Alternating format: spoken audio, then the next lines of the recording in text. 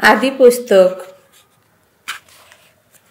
৮ অধ্যায় এবং ৯ অধ্যায়। মহাপ্লাবনের শেষ। ঈশ্বর কিন্তু নোয়ার কথা এবং যে সমস্ত বন্যজন্তু ও গবাদি পশু তার সঙ্গে জলযানে ছিল তাদেরও কথা ভুলে যাননি।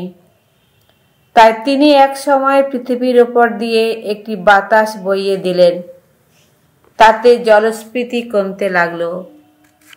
অতলের যত উৎসের মুখ আর আকাশের যত জলোদ্বার এবার বন্ধ হয়ে দেয়া হলো। আকাশ থেকে সেই বৃষ্টির নেমে আসা আটকে দেয়া হলো। ক্রমে ক্রমে জলরাশি পৃথিবীর ওপর থেকে সরে যেতে লাগলো। ১৫০ দিন কেটে যাওয়ার পর সঞ্চিত জলের পরিমাণ অনেকটাই কমে গিয়েছিল।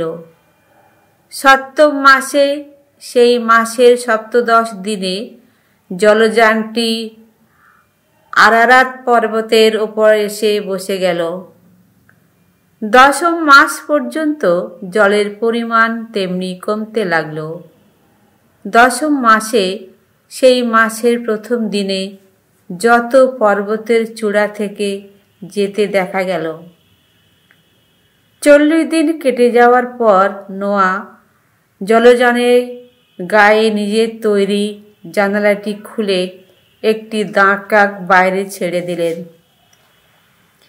সেটি বেরিয়ে গিয়ে পৃথিবীর ওপরে জল শুকিয়ে না যাওয়া পর্যন্ত এদিক ওদিক উড়ে বেড়াতে লাগল। পরে স্থলভূমির ওপর থেকে জল কমছে কিনা তা জানবার জন্যে নোয়া একটি পায়রা ছেড়ে দিলেন। কিন্তু সারা পৃথিবীর বুকে তখনও জল জমে থাকা পায়রাটি কোথায় পা রাখার মতো কোনো জায়গা না পেয়ে তার কাছে জলযানের মধ্যেই ফিরে এলো। নোয়া তখন হাত বাড়িয়ে সেটিকে ধরে আবার নিজের কাছে জলযানের মধ্যে ঢুকিয়ে দিলেন।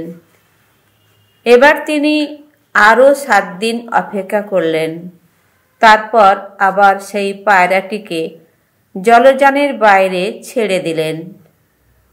সন্ধ্যাবেলায় পায়রাটি তার কাছে ফিরে এলো। তখন দেখা গেল তার ঠোঁটে একমাত্র ছিঁড়ে নেয়া একটি জলপাই পাতা রয়েছে। তাতে নোয়া বুঝতে পারলেন পৃথিবীর উপর থেকে জল কমে গেছে। তিনি আরও ৭ দিন অপেক্ষা করে আবার পায়রাটিকে ছেড়ে দিলেন। সে কিন্তু এবার আর ফিরে এলো না। নোয়ার বয়স তখন ৬০১ বছর। সেই বছরের প্রথম মাসের প্রথম দিনে পৃথিবীর ওপর তখনও যে জল ছিল তা শুকিয়ে যেতে লাগলো। নোয়া তখন জলযানের মাথার ছাউনিটা খুলে একবার বাইরে তাকিয়ে দেখলেন পৃথিবীর মাটি এবার শুকিয়ে যাচ্ছে। দ্বিতীয় মাসের ২৭ দিনটিতে দেখা গেল পৃথিবী পুরোপুরি শুকিয়েই গেছে। জলযান থেকে বেরিয়ে আসার পর নোয়ার যজ্ঞ নিবেদন। ঈশ্বর তখন নোয়াকে এই কথা বললেন, তুমি এখন জলযানের বাইরে বেরিয়ে এসো। তুমি আর তোমার সঙ্গে তোমার স্ত্রী, তোমার পুত্রেরা ও তোমার পুত্রবধূরা, যে সমস্ত জীবজন্তু তোমার সঙ্গে রয়েছে, যত পাখি, যত পশু আর মাটিতে বুক দিয়ে চলে বেড়ানো যত সরীসৃপ, রক্তে মাংসের ওই যা কিছু আছে সবই তুমি বাইরে নিজের সঙ্গে নিয়ে এসো। তারা এবার পৃথিবীর চারিদিকে দল বেঁধে ছড়িয়ে পড়ুক, পৃথিবীর বুকে ফলবান হোক, বংশ বৃদ্ধি করুক। নোয়া তখন বাইরে বেরিয়ে এলেন, আর তার সঙ্গে বেরিয়ে এলো তাঁর পুত্রবধূরা, তার স্ত্রী এবং অন্যান্য সকলে। আর সেই সঙ্গে সমস্ত পশু, মাটিতে বুক দিয়ে চলে বেড়ানো সমস্ত প্রাণী, আর সমস্ত পাখি যা কিছু পৃথিবীতে চলাফেরা করে। এক এক করে সব প্রজাতির প্রাণীরাই তখন জলযানের বাইরে বেরিয়ে এলো। নোয়া এবার ভগবানের সম্মানে একটি যজ্ঞবেদী গেঁথে তুললেন। তারপর প্রত্যেক রকম সূচি পশু আর সূচি পাখির কয়েকটিকে নিয়ে এসে তিনি সেগুলি ওই বেদির উপর আহুতি দিলেন। ভগবান যখন এই বলিদানের স্নিগ্ধ গন্ধ পেলেন, তখন মনে মনে বললেন, না, আমি আর কোনো দিনও স্থলভূমিকে মানুষের অপকর্মের জন্যে শাপগ্রস্ত করব না। কেননা তরুণ বয়স থেকে নষ্টামির দিকে মানুষের তো মনের টান থাকেই না, আর কোনোদিনও আমি অমনভাবে সমস্ত প্রাণীর বুকে মরণ আঘাত আনব না। এই পৃথিবী যতদিন থাকবে ততদিন বীজ বোনা আর ফসল কাটা, শীত আর উত্তাপ, গ্রীষ্মকাল আর শীতকাল, দিন আর রাত্রি, এসবের আবর্তন কখনোই থামবে না। ঈশ্বরের আশীর্বাদ। ঈশ্বর নোয়া ও তার পুত্রদের আশীর্বাদ করে বললেন, ফলবান হও, বংশ বৃদ্ধি করো, পৃথিবীতে ভরিয়ে তোলো পৃথিবীর সমস্ত বন্যজন্তু, আকাশে যত পাখি, মাটিতে বুক দিয়ে চলে বেড়ানো সমস্ত জীব, আর সমুদ্রের যত মাছ তোমাদের ভয় করবে, প্রচণ্ডভাবেই ভয় করবে। তাদের যে তোমাদের হাতে তুলে দেওয়া হয়েছে, যা কিছু সচল সপ্রাণ, তা সবই তোমাদের খাদ্য হবে।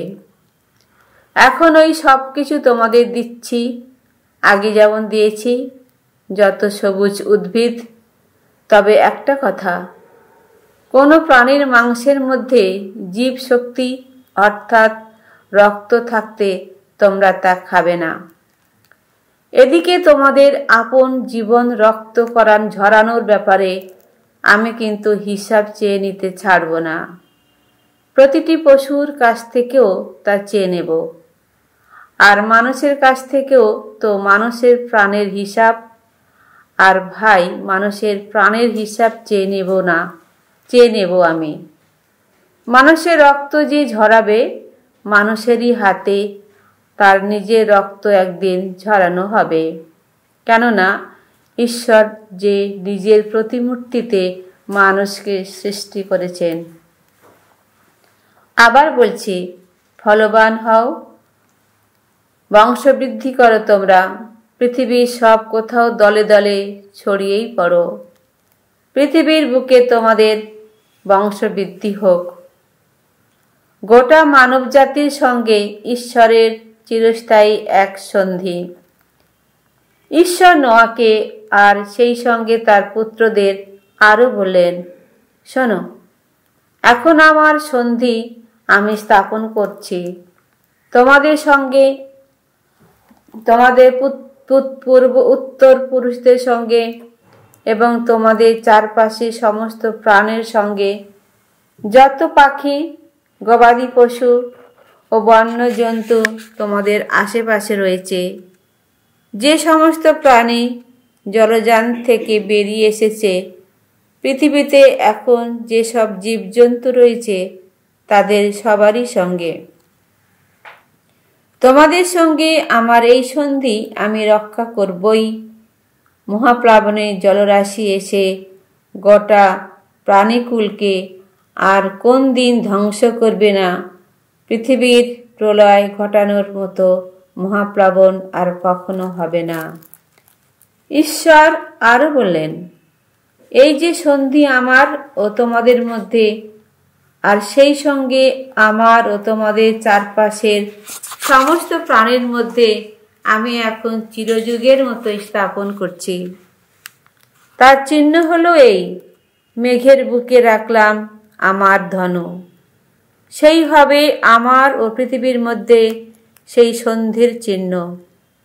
আমি যখন পৃথিবীর ওপর জড়ো করে আনব পুঞ্জ পুঞ্জ মেঘ, আর ধনুটি তখন মেঘের বুকে দেখাইয়ে দেবে, তখন আমার মনে পড়বে সেই সন্ধির কথা, যে সন্ধির বন্ধনে আমি তোমাদের সঙ্গে এবং রক্ত মাংসের সব রকমের প্রাণীর সঙ্গে আবদ্ধ রয়েছি। তাহলে জলরাশি আর কখনো মহাপ্লাবনে পরিণত হয়ে গোটা প্রাণীকুলকে বিলুপ্ত করবে না। ওই ধনুটি মেঘের বুকে ফুটে উঠলে আমি তো তা দেখতেই পাবো, আর তখন আমার মনে পড়বে সেই চিরস্থায়ী সন্ধির কথা, যে সন্ধির বন্ধনে আমি ঈশ্বর এই পৃথিবীর সব রকমের প্রাণীর সঙ্গে রক্ত মাংসের সব কিছুর সঙ্গে আবদ্ধ রয়েছি। ঈশ্বর নোয়াকে বললেন, ওই তো সেই সন্ধির চিহ্ন, যে সন্ধি আমি এই পৃথিবীর রক্ত মাংসের সব কিছু ও আমার মধ্যে স্থাপন করেছি। নোয়া ও তার পুত্রদের কথা। নোয়ার ওই যে 3 পুত্র জলযান থেকে বেরিয়ে এসেছিল, তাদের নাম ছিল শেম, হাম ও জাফেত। হাম হলো কানানের পিতা। নোয়ার ওই 3 পুত্রই ছিল ওদের বংশধরেরা সারা পৃথিবীর বুকে ক্রমে ছড়িয়ে পড়েছিল। চাষি মানুষ নোয়াই প্রথম আঙ্গুরের চারা খেতে বসিয়েছিলেন। একদিন হলো কি, একটু দেরি সুরা খাওয়ায় তিনি মাতাল হয়ে পড়লেন। নিজের তাঁবুর মধ্যে তাঁর তখন বিবস্ত্র অবস্থা। কানানের পিতা হাম তখন নিজের পিতাকে ওই বিবস্ত্র অবস্থায় দেখে বাইরে গিয়ে তার 2 ভাইকে ব্যাপারটা জানালো। শেম ও জাফেদ তখন নোয়ার গায়ের পোশাকটি কুড়িয়ে নিয়ে দুজনে সেটিকে খুঁট দুটি ধরে কাঁধের উপর তুলে ধরে পিছু হেঁটে এসে পিতার নগ্নতা ঢেকে দিল। তারা উল্টো দিকে মুখ করে থাকার পিতার নগ্নতা তাদের দেখতে হলো না। নেশার ঘরে কেটে যাওয়ার পর নোয়া তখন জেগে উঠলেন। তখন তাঁর প্রতি তার কনিষ্ঠ পুত্রের আচরণের কথা জানতে পারলেন। তিনি তখন বলে উঠলেন, কানান অভিশপ্ত হোক, তাকে তো নিজের ভাইদের দাসানুদাস হয়েই দিন কাটাতে হবে। তারপর তিনি বললেন, ধন্য ধন্য শেমের ঈশ্বর ভগবান, কানান শেমের দাসত্বই করুক। ঈশ্বর যেন জাফেতের ভূসম্পত্তি বাড়িয়ে তোলেন। সে শেমের শিবিরে শিবিরে বাস করুক, কানান তার দাসত্বই করুক। মহাপ্লাবনের পর নোয়া আরও 350 বছর বেঁচে রইলেন। নোয়া সব শুদ্ধ 950 বছর বেঁচেছিলেন। তারপর তিনি মারা গিয়েছিলেন।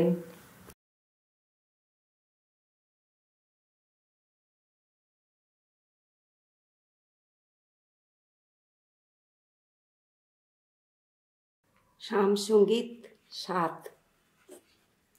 ওগো ভগবান ঈশ্বর আমার, তোমারই তো নিয়েছি শরণ। রক্ষা করো তুমি, দেখো ওরা ধেয়ে আসছে, বাঁচাও আমায়। কেউ যদি সিংহের মতো ছিনিয়ে নিয়ে যায়, আমাকে ছিঁড়েই ফেলে যদি, বলো কে আমায় বাঁচাবে তখন। ওগো ভগবান ঈশ্বর আমার, নিন্দার কোনো কিছু যদিই বা করে থাকি আমি, কোনো অন্যায়ের দাগ যদিই বা লেগে থাকে হাতে, উপকারী বন্ধুর করে থাকি যদি অপকার, যদি অকারণে কেড়ে নিয়ে থাকি কোনো শত্রুর সম্পদ, শত্রুরা আমাকে তবে তাড়িয়েই বেড়াক, আমাকে না হয় তারা ধরেই ফেলুক। আমাকে মাটিতে ফেলে পিষে দিয়ে চলে যাক তারা, ধুলোয় শুইয়ে দিয়ে যাক আমার জীবন। ওগো ভগবান মহাক্রোধে দাঁড়াও এবার, উন্মত্ত শত্রুদের সামনে রুখেই দাঁড়াও। জাগো এইবার ঈশ্বর আমার, ওগো ন্যায়ের বিধাতা। তোমার চারপাশে আজ সমবেত হোক সর্বজাতির মানুষ, তাদের সবার ঊর্ধ্বে তোমার আসনে তুমি হও সমাসীন। জাতি বিজাতির বিচার নিয়ন্তা তুমি, ওগো ভগবান। ওগো ভগবান, যেহেতু ধার্মিক আমি, যেহেতু নির্দোষ, ওগো পরাৎপর, আমাকে সেই মতোই তুমি করো গো বিচার।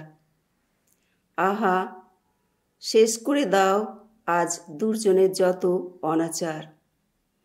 ধার্মিক মানুষকে ওগো প্রতিষ্ঠিত করো। তুমি তো যাচাই করো মানুষের অন্তর, মানুষের প্রাণ। ওগো ঈশ্বর, ওগো ধর্মময়। আহা, স্বয়ং ঈশ্বর আমার রক্ষাফলক। সত্যপ্রাণ মানুষের পরিত্রাতা তিনি। ঈশ্বর, তিনি তো ন্যায় বিচারক। দুর্জনকে নিত্যই ভয় দেখান তিনি। দুর্জন যখন তার মন না ফেরায়, নিজের খড়গটি তিনি শানিত করেন। ধনুকটি বেঁকিয়ে তার ছিলা তিনি বেঁধেই রাখেন। তার প্রতিটি বাণের মুখে জ্বলন্ত আগুন। এই সব মরণাস্ত্র নিয়ে তিনি অদ্ভুত প্রস্তুত থাকেন। দুর্জনের অন্তর যেন অনিষ্টের জঠর, সেখানে বাড়তে থাকা নষ্টামেরই ভুন। তা থেকে জন্ম নেয় যত প্রতারণা। সে তো অন্যের চলার পথে কত না গভীর করে চড়া গর্ত খুঁড়ে রেখে দেয়, কিন্তু সেই সখ্যাত গহরে সে নিজেই পড়ে মরে। তার যত নষ্টামি তার নিজের মাথায় এসে পড়ে আঘাতের মতো। নিজেরাই হিংস্রতার কোপ নেমে আসে নিজেরই ললাটে। ভগবান ধর্মময়, তাই তার করব বন্দনা। পরাৎপর ভগবানের নাম গান গেয়ে চলব আমি।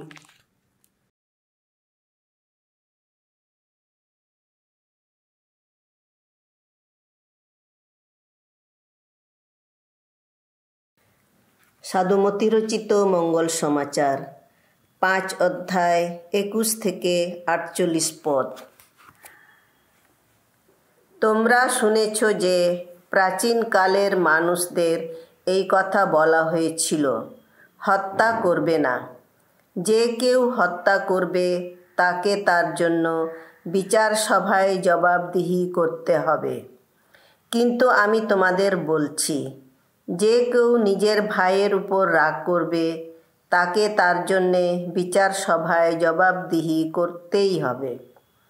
আর ভাইকে যে অপদার্থ বলবে তাকে তো মহাসভাতেই জবাবদিহি করতে হবে। আর যে তাকে পাষণ্ড বলবে তাকে নরকের আগুনেই জবাবদিহি করতে হবে। কাজেই তোমার নৈবেদ্য যজ্ঞবেদীতে উৎসর্গ করতে গিয়ে সেইখানে যদি তোমার মনে পড়ে যায় যে তোমার বিরুদ্ধে তোমার ভাইয়ের কোনো অভিযোগ আছে, তাহলে সেখানে যজ্ঞবেদীর সামনে তোমার নৈবেদ্য ফেলে রেখেই ফিরে যাও। আগে ভাইয়ের সঙ্গে পুরনো সদ্ভাব ফিরিয়ে আনো, তারপরেই এসো তোমার ওই নৈবেদ্য উৎসর্গ করতে। কেউ যদি তোমার বিরুদ্ধে মামলা করতে যায়, তাহলে তুমি আর দেরি না করে তোমাদের দুজনের আদালতে পৌঁছবার আগেই সমস্ত বিরোধ মিটিয়ে নাও। নইলে তোমার প্রতিপক্ষ কিন্তু তোমাকে বিচারকের হাতে তুলে দিতে পারে। তখন বিচারক তো তোমাকে তুলে দেবে প্রহরীর হাতে, আর শেষে তোমাকে কারাগারেই যেতে হবে। আমি তোমাকে সত্যি বলছি, শেষ কড়িটি শোধ না করা পর্যন্ত তুমি কিন্তু সেখান থেকে কিছুতেই বেরিয়ে আসতে পারবে না। তোমরা শুনেছ যে প্রাচীনকালের মানুষদের এই কথা বলা হয়েছিল, ব্যভিচার করবে না। কিন্তু আমি তোমাদের বলছি, যে কেউ কোনো স্ত্রীলোকের দিকে লালসার চোখে তাকায়, সে মনে মনে তার সঙ্গে ব্যভিচার করেই ফেলেছে।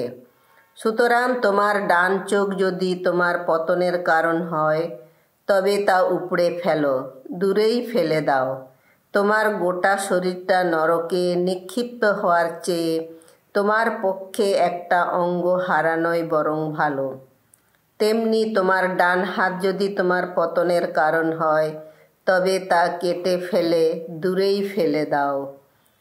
তোমার গোটা শরীরটা নরকে যাওয়ার চেয়ে তোমার পক্ষে একটা অঙ্গ হারানোই বরং ভালো।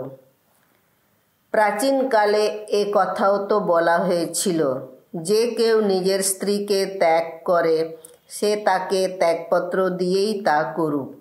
কিন্তু আমি তোমাদের বলছি, যে কেউ অবৈধ সম্পর্কের কারণ ছাড়া অন্য কোনো কারণে নিজের স্ত্রীকে ত্যাগ করে সে তাকে ব্যভিচারের পথেই নামিয়ে দেয়। আর কারোর পরিত্যক্ত স্ত্রীকে যে কেউ বিয়ে করে সে কিন্তু ব্যভিচারই করে। তোমরা শুনেছ যে প্রাচীনকালের মানুষদের এই কথা বলা হয়েছিল, মিথ্যা শপথ করবে না। প্রভুর কাছে তোমার যা কিছু মানত আছে তা তুমি রক্ষাই করবে। কিন্তু আমি তোমাদের বলছি, আদৌ শপথ করবে না, স্বর্গের নামেও নয়, কারণ স্বর্গ যে পরমেশ্বরের সিংহাসন। পৃথিবীর নামেও নয়, কারণ পৃথিবী যে তাঁর পাদপীঠ। জেরুসালেমের নামেও নয়, কারণ জেরুসালেম যে সেই মহামহিম রাজার আপন নগরী। তুমি নিজের মাথার দিব্যি দিয়েও কখনো শপথ করবে না, কারণ মাথার চুলের এক গাছিও সাদা বা কালো করার ক্ষমতা তোমার তো নেই। তুমি শুধু দরকার মতো হ্যাঁ কিংবা নাই বলবে, কেননা এর চেয়ে বেশি যা কিছু সবই তো সেই মহা অসতের প্রেরণাতেই বলা হয়ে থাকে। তোমরা শুনেছ যে প্রাচীনকালের মানুষদের এই কথা বলা হয়েছিল, চোখের বদলে চোখ, দাঁতের বদলে দাঁত। কিন্তু আমি তোমাদের বলছি, ওইভাবে দুর্জনকে প্রতিরোধ করতে যেও না। বরং কেউ তোমার ডান গালে চড় মারলে মুখ ঘুরিয়ে অন্য গালটিও তার দিকে পেতে দাও। কেউ যদি মামলা করে তোমার জামাটি নিতে চায়, তবে তোমার গায়ের চাদরটিও তাকে নিতে দাও। কেউ যদি তোমাকে 1 কিলোমিটার হেঁটে যেতে বাধ্য করে, তবে তার সঙ্গে বরং 2 কিলোমিটারই হেঁটে যাও। যে লোক তোমার কাছ থেকে চায় তাকে তুমি দাও। কেউ ধার চাইলে কখনো মুখ ফিরিয়ে নিও না। তোমরা শুনেছ যে প্রাচীনকালে মানুষদের এই কথা বলা হয়েছিল, তোমার প্রতিবেশীকে ভালোবাসবে আর তোমার শত্রুকে ঘৃণা করবে। কিন্তু আমি তোমাদের বলছি, তোমরা তোমাদের শত্রুকে ভালোই বাসো, যারা তোমাদের নির্যাতন করে তাদের মঙ্গল প্রার্থনা করো। এইভাবেই তোমরা তোমাদের স্বর্গনিবাসী পিতার প্রকৃত সন্তান হয়ে উঠবে। কারণ সৎ অসৎ সকলেরই জন্যে তিনি ফুটিয়ে তোলেন তাঁর সূর্যের আলো, আর ধার্মিক অধার্মিক সকলেরই উপর তিনি নামিয়ে আনেন তাঁর বৃষ্টিধারা। যারা তোমাদের ভালোবাসে শুধু তাদেরই যদি ভালোবাসো, তবে তোমরা কি পুরস্কারই বা আশা করতে পারো? করগ্রাহকরাও কি ঠিক তাই করে না? তেমনি তোমরা যদি শুধু নিজেদের ভাইয়ের সঙ্গে কুশল আলাপ করো, তবে কি বা এমন কিছু করলে? বিধর্মীরাও কি ঠিক তাই করে না? কাজেই তোমাদের স্বর্গনিবাসী পিতা যেমন সম্পূর্ণ পবিত্র, তেমনি তোমাদেরও হতে হবে সম্পূর্ণ পবিত্র।